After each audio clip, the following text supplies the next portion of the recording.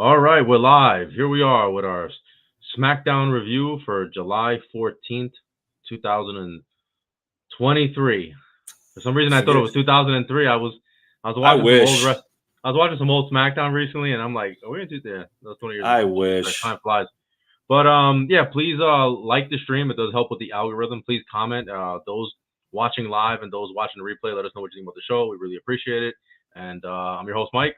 I'm Frank. Man, let's get into it, man. Tonight, next saga of the bloodline storyline as it goes, as it gets forward closer to SummerSlam. Still no matches officially signed for SummerSlam, but there was a couple tonight that are pretty much cemented in stone that are going to happen. And let's get started, man. It was in Raleigh, North Carolina, NC State University. Capacity crowd on hand for this one. It opened up with the same person that closes the show. Bianca Belair came out, and she was talking about how she never got her rematch after WrestleMania, which is true because she never did. It for whatever reason they bypassed her and didn't give her a shot until now, which is odd. And so, of course, what happens as she's talking about reclaiming the title? Out comes Charlotte Flair. Yep. And say what you want about Charlotte Flair, and I've said plenty about her.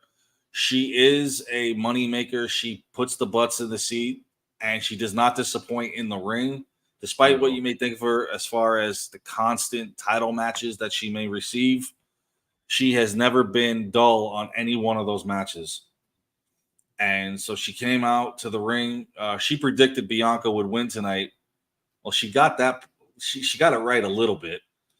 And says that she's next in line. But of course, her moniker is she's not next in line. She is the line.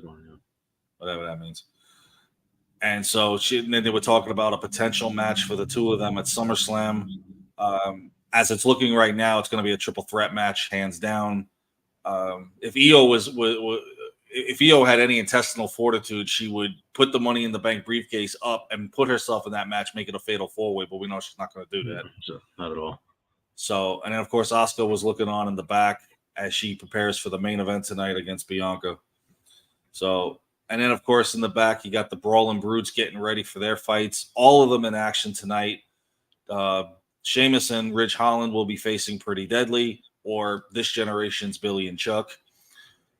And Butch will be in part one of the United States Invitational Tournament, fatal four-way match. There will be two of those. And then the winners of each of those matches will face each other. The winner gets Austin Theory, presumably at SummerSlam. They never said where the match would be. Yeah, would assume. Yeah, would assume. At least I hope. So, and of course, right before the next match, which was Sheamus and Holland versus Pretty Deadly, they showed last Friday how Pretty Deadly helped Austin Theory keep his title by getting involved in the match against Sheamus and Theory. This match was actually pretty good. I don't know about you. Ridge, to me, looks like a young 2002 Brock Lesnar. If the camera is looking at him from behind a little bit with the way he's built, he looks like a young Brock Lesnar. Yeah. I don't know if he's not as talented as Brock Lesnar. Right, but yeah. And Brock Lesnar never injured anybody in the ring. Well, not that we know. Oh, wait, no, I take that back. He hurt Jamie Noble and cost him his career. Oh, jeez. Yeah, well, that's not saying much. Jamie Noble was Jamie Noble. But this match, it wasn't bad. I'm still trying to get used to, what is it, Kip Wilson and something Prince. I have no idea because I haven't heard a whole lot about these guys. No, neither have I. Because when they came into NXT, they were only there for a brief moment. And so they got called up awfully fast. They were in NXT UK where from what I have heard, they were dominating the tag team division there.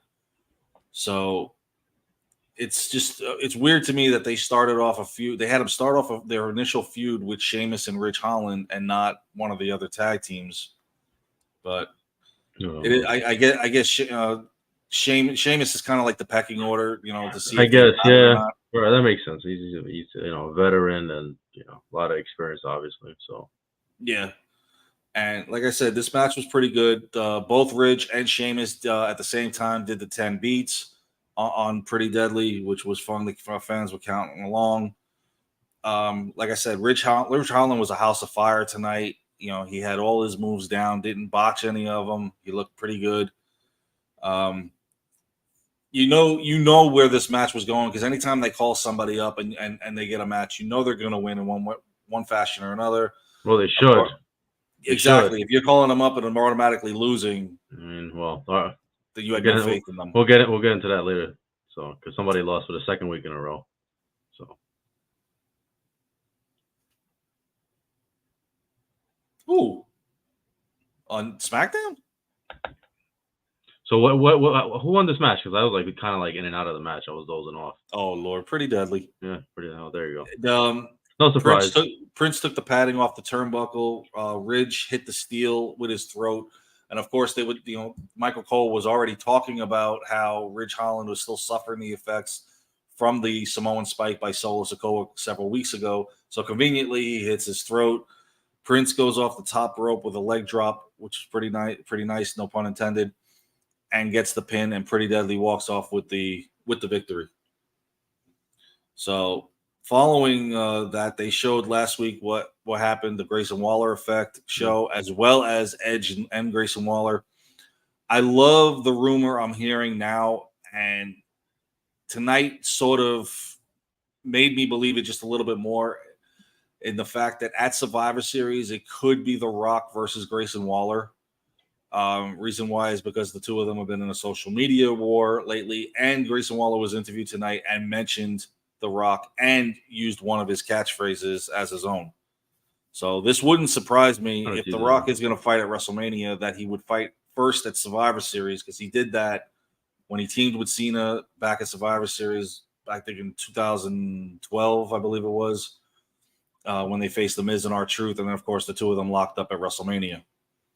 So him against Grayson Waller, they really, really, really believe in this kid. And if they're giving him, because then supposedly he's supposed to work a program with Austin at SummerSlam if he does his show. So there's no telling what we'll see. I don't think he's going to win this tournament. Well, obviously he's not, because he didn't win the match, so it doesn't matter. That's why I said 2 weeks in a row. Oh yeah, you were talking about him. My bad. Yeah, he lost to, but last week he loses to a Hall of Famer. I know, but I'm just saying, build this guy up. You're supposed to build him up. He's 0-2 already. And he's 0-2 right out of the gate. But what do you think is going to happen when he faces The Rock? I don't know. I mean, 0-3? If it happens, but I mean, I don't know. If it happens, I would like to see it, because if there's ever a plan to do Rock and Roman, and we've been hearing about this for several years, then putting The Rock in a match prior to that to get the ring rust out would be essential, because it's been a very long time since we've seen The Rock in the ring. So yeah, I don't know. I don't see how a match in November, how that helps for a match in April. Right. Yeah. Unless he comes back like Trish and we're asking him, what are you doing here? I don't know. I mean, who knows with The Rock? He's so busy. The problem, he's so busy in Hollywood. Now they're on strike right now, as a matter of fact. Yeah, so ain't nobody busy anymore. Anything, right? But I don't know. We'll see. We'll see what happens. Maybe that's why he'll say one more run again. Yeah, like he did the last time he came in. So, in any event, then they showed last week what happened on SmackDown with the Tribal Court. Phenomenal stuff last week. I mean, it was just great. Had everything, the drama, the suspense. Roman thinking that he's giving it all up, and then he doesn't. Jay comes back later on, takes out Solo, takes out Roman, challenges him for a match. Of course, now next week, they're going to have the rules of engagement as Roman returns again. But this week, Jay would have something to talk about. I'll get to that in a little bit. So after they showed that, they announced that Jimmy Uso suffered ruptured rib cartilage and would be out pretty much indefinitely. Yeah. Rib cartilage keeps you out 4 weeks max. So I know this is storyline. We all know this is storyline to keep him out. We'll be back for SummerSlam probably. He'll show up. You know, I wouldn't be surprised if this is where the punishment for Jimmy Uso was to come when he got the DUI during the high time of the Bloodline, and maybe this is their way of no. A voluntary rehab, maybe, or something. I don't think so. No. It's part of the storyline. To keep. Well, the storyline is he's injured, but off story. Right. It's part of this, but that's the storyline. You know, while he's got the downtime, why not? I mean, they were supposed to eventually punish him for it, but I guess so much time went by that they didn't bother. I don't know. I know The Rock and Roman got him out of it. I do remember that. So anyway, in the back again, because there's no matches tonight, we're only doing backstage segments. Adam Pearce is with Charlotte in the back. You know how she says she's leaving because she doesn't want to be responsible for the outcome. She let the two of them fight. So nobody's buying that. Then of course here comes Bayley and Io. I'm wondering, where is Dakota Kai lately? The third member of Damage Control. Where is she? I know they didn't fire her. Did she get injured and nobody knows? I don't know. Or just I have no idea. I haven't looked it up. I don't know. Nobody cares, maybe? Probably. I don't know. We last saw her a few weeks ago, and then now nothing. So I don't know. It's just been Bayley and Io, and of course they're talking to Adam Pearce about possibly showing up tonight. And then of course Charlotte comes back. She goes, "You know what? I'm going to stay." So she's going to be. They're all going to play a huge role in this in the main event. And they also showed before the next match. They showed 2 weeks ago what Bayley did to Shotzi in the back, cutting her hair. And of course, the next match on the card is Zelina Vega versus Bayley, and she's coming down with the lock of hair to ringside. And this match, it was short, not good. No, it was a squash match. I mean, it was, unfortunately, and for somebody that's on such a roll as Zelina Vega, it's also. I was actually surprised. Yeah, I was like, and Bayley hits her with a crap finishing move. They called it the Rose Plant. It looks like she botched it. I don't know. And she gets the pin, but I think the most focus on this was on the video board in the back, Titantron, whatever you want to call it now. Shotzi sitting there with a message for Bayley as she shaves her head, saying that how she's in control. Good luck, Bayley, because Shotzi's a crazy one. I remember watching her in Evolve, and I was glad when they picked her up when Evolve went under. And she's a very good wrestler. She's just not. She hasn't been giving the chance. I think mainly because once again she was called up too soon. Well. But since now NXT is no longer the developmental brand, and everybody's going everywhere, I think it wouldn't hurt her to actually go back down for a little while and work with the younger athletes there, unless they have faith in her now and they're putting her in a program with Bayley. So, but like I said, she's very talented. She just needs the chance to show it. So our next segment is the one I was definitely looking forward to, and I thought this was going to end the night like it did last week. Jey Uso came to the ring and talking about how he's got so much respect for his family, except he has no respect for Roman, and he's going to whoop his little brother's ass. Yeah. And he said, and I quote, "He's the real head of the table." That's when we hear Paul Heyman and Solo Sikoa come out. And, Heyman said next week, him and Roman will meet face to face. Jay has said that he's tired of Heyman not so much robbing the pockets of his 40 family, years. but, So 40 years have been controlling them. And then he says that Heyman says that Solo's just there to be like a peacemaker. Okay. Yeah, he's even talking to Solo. Solo's not even saying anything. Yeah, Solo got on the mic tonight, which is a rare thing. Solo got on, and pretty much he told him, he says he won't forgive Jay, and then they went at it. But took him out. He temporarily took him out, and then you're watching him go after Heyman, and you already know this guy's gonna come from behind. You already you can see it because Jay is taking too long to get to Heyman. And then Solo was able to, not to mention, but he fought him off. not to mention what Heyman said to him prior to that, telling him he has no self-awareness. Mm-hmm. He blames Jay for what happened to Jimmy. He says his mom won't forgive him, and that's pretty much where it went. But yeah, you see Heyman in the ring, and you're like, oh, go after him, but he didn't get the opportunity as of yet. He went for Solo went for the Samoan Spike. Jay stops it, which was cool. Heyman had a chair, but he gets super kicked, which was awesome. And then Jay stood alone, grabbed a chair, hit Solo. Man, this was awesome. Solo was trying to protect Heyman. Solo was like, man, let Heyman get that beating he deserves. That's what I was saying. I was like, come on, man. What are you doing? I understand protecting Roman, but Heyman, come on. I guess that's Solo's job for right now until he gets sick of it and goes after both of them. Yeah, we've seen this story before. Oh yeah, we're gonna see it again eventually. But this was good in the next chapter. Main event: Jey Uso. They're hyping him up. Unfortunately, they're hyping him up only for him to be knocked down at from the lose. Yeah, from the lose. Unfortunately, he's not beating Roman. That's not gonna happen. Where they go from there on the Bloodline story, I don't know. There was a rumor in an article that said the Bloodline storyline could end at SummerSlam. I think it needs to keep going. No, I think it'll go throughout the year, man. I think so too. They're gonna start bringing in the family too. Rikishi's coming back. Yeah, they did announce that. Now, here's what doesn't make any sense. They said Roman would be. They're working on a new entrance theme for Roman because Roman would be a fan favorite after this is all said and done. How is that babyface? Yeah, exactly. That's what I don't understand. How is that possible?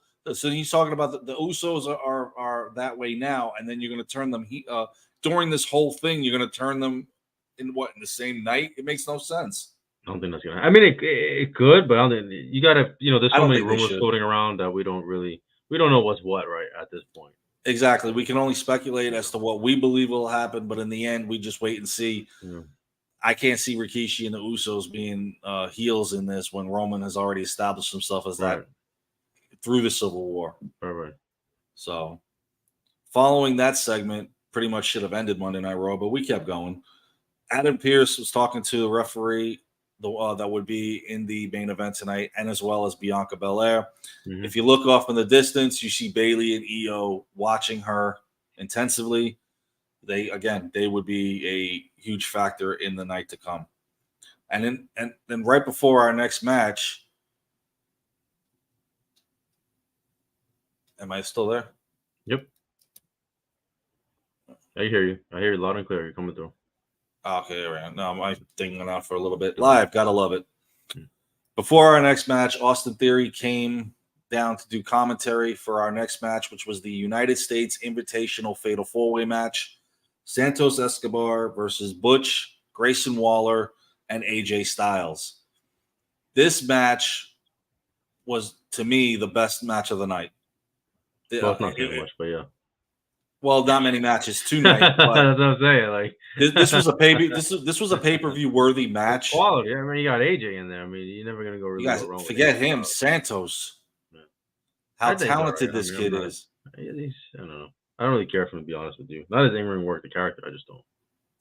I like how he did the Hurricanrana on Butch off the top rope into a Styles powerbomb. I thought that was good. Santos also did technically a triple power bomb after all of them were suplexed off the top rope. The diving aerial moves that Santos did was great. AJ did have the match won. Yep. He had the Styles clash on Waller until we see on the screen Minchin, Gallows, and Anderson, and I forgot they were there. I'm going to be honest. We're all beat up in the back, courtesy of Karrion Kross. Mm-hmm. I thought this feud was over. Nope. Apparently not, because then Styles runs off and crossbody by Escobar on Waller gets the pin. Santos Escobar is moving on to the match next week. My prediction for next week, it's going to be LA Knight, because that match will be LA Knight versus Cameron Grimes, Sheamus, and Rey Mysterio. So we're not going to see LWO versus LWO. We're not going to see Sheamus in it. We're going to see LA Knight. Because when he came out tonight to talk about it, the crowd went nuts. Mm-hmm. A lot of people call him, especially Kevin Nash, calls him the wannabe Rock. Yeah. That ain't saying much. Call him the rip off of the Rock. I mean, I was gonna wait till you got to the promo. We might as well talk about it now. he came out to give a good promo, and he's over as hell. And he should have mentioned Nash. He should have just mentioned it because like I knew what he was referring to. Everybody's talking on the internet about him. Yeah. I don't know why Nash is so salty. Everybody's inspired by everyone. There's Nash no doubt. tries to stay relevant every so often by saying something bad about somebody. Bret Hart used to do that, and then he stopped. And now Nash is doing it. I like Kevin Nash. I just don't understand why he's dumping on the guy. Like, the guy, obviously, 20 years ago, was watching The Rock.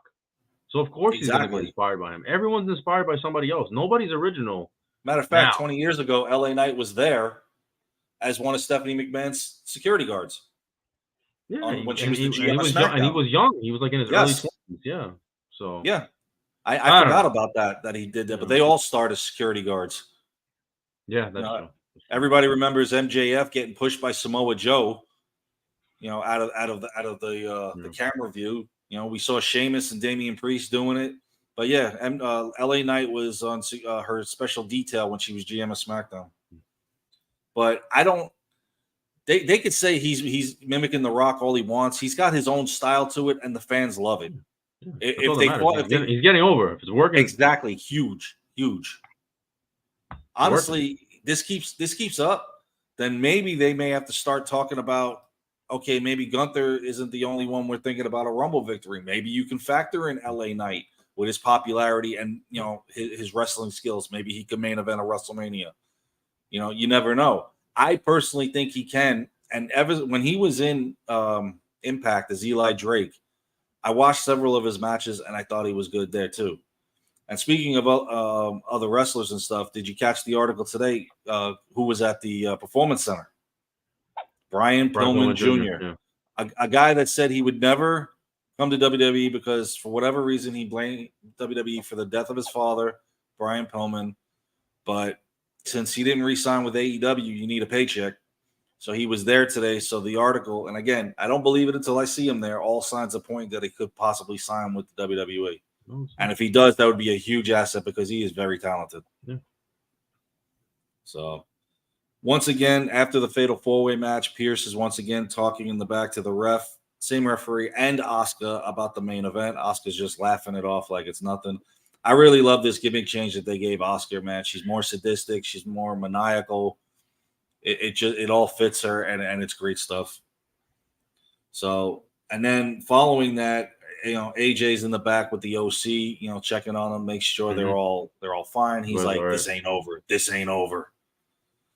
And then, of course, the little storyline I liked was when the Street Profits were outside, waiting for the limo that came, and it was Bobby Lashley. Now, this is possibly a startup of a new Hurt business, or as you called it, crap business. There you go. They've been talking about doing another the Hurt business again, but not necessarily with Shelton and Cedric.